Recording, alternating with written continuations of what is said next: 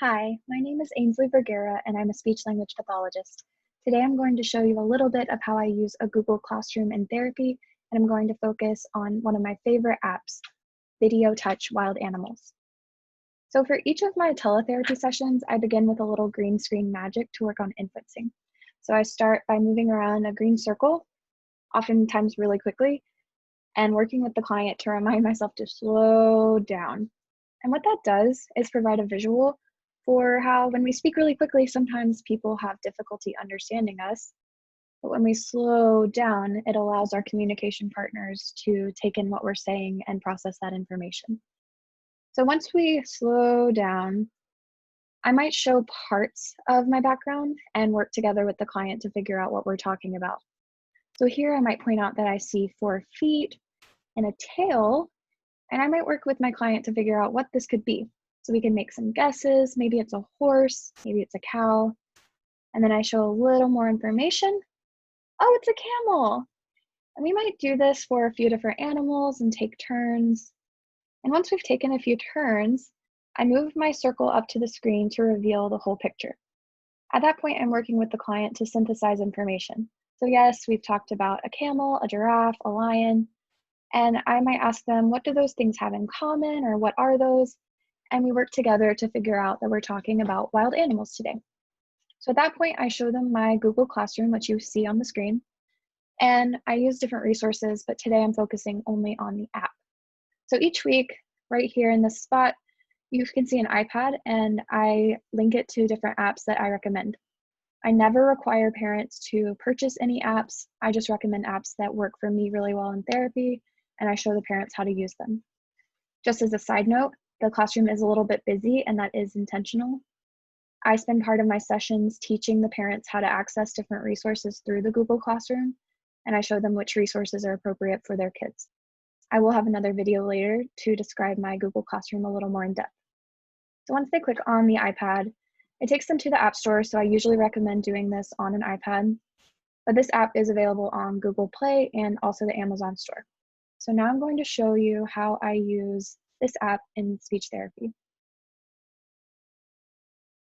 So I use AirPlay from my iPad so that it pulls up on the screen, but you could also use a document camera above your iPad. This does not allow remote control, but I actually like that because it involves the parents a little more. So a few things before we talk specifically about speech and language therapy. If you shake the app, the animals move around, and kids are usually pretty interested in that. They like to do it in person, and they like to direct me to do it on teletherapy. Each time you click an animal, it shows a high quality video. So if I click the snake, it will show this. But if I click it again, it'll show a different video of snakes. So each animal has 3 to 5 videos per animal. So now I want to talk about how I specifically use this app to target speech and language. One of the most clear ways to do it is to request. So a kid could use verbal speech to request, whether they're working on longer utterances or just one word. They could use animal sounds. They can use sign language, which I do recommend learning these signs because kids are often very interested in animals. But a little hack I will show you is I frequently have my phone right in front of me, and I'm going to show you on my screen. All you need to do on Google is type ASL, which stands for American Sign Language, and type in the animal that you want to look up. In the top, you will see how to sign that animal. I generally do it on my phone, but you can absolutely share it on your screen to teach the parent and the kid. So you do not have to be proficient in sign language. Another way is the kid can simply point to the animal on their screen, and the parent can tell you what they're pointing to. When you then select the animal, if they chose turtle, you are showing cause and effect. Finally, another way they can choose is using their communication app. So if they do have a communication device or an app on an iPad, you can model, oh, we're talking about wild animals. I do use a mouse on my iPad so that they can actually see what I'm pointing to. And then you can choose tiger or whatever animal they want to watch. And then I would switch back if they chose tiger and try to find the tiger video. So you'll notice there were many different big cat videos. You can always just show them a big cat and talk about how that's the same as a tiger, or you can cycle through and find the tiger. So that's how I use this app for requesting. I also like to go into the communication device and show other ways that we can communicate about these videos. So maybe we're commenting, oh, that tiger was going somewhere. Or I can comment talking about whether I like the video. I think that's cool. So you hear on Touch Chat, it just spoke all of the words that I've been modeling. That's because that particular button has punctuation. So if that happens, it's a great opportunity to show your client, uh-oh, I said a lot of words. I messed up, but I can fix it by pressing clear and trying again. It's always great to model mistakes because we all make them.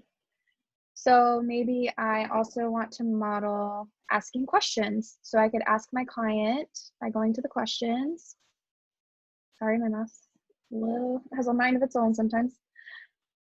What do you want to watch? And again, they can use any method to request that's appropriate for that client. And at that point, we can work on some other things. So let's look at the zebra. Do you see those zebras? What are the zebras doing? So I might navigate away from the video and again model the zebras were drinking. Did you see the zebras? They were drinking water. Or I might continue playing the video and just verbally walk the parent through navigating the device to model. It depends on the attention span of my client how I do that. And I might also just sign during the video. So a few other ways that you can use this app in speech therapy would be talking about same and different. A lot of my kids will frequently ask to see the same animal over and over, and I do generally like to follow a child-led practice. So on my turn, I might pick a different animal and talk about, oh, you picked the same animal over and over, but I'm going to pick a different animal and start to help them understand same and different. So those are some of the ways that I use Video Touch Wild Animals in speech therapy. I hope to see you again on my next video. Thank you so much and have a great day.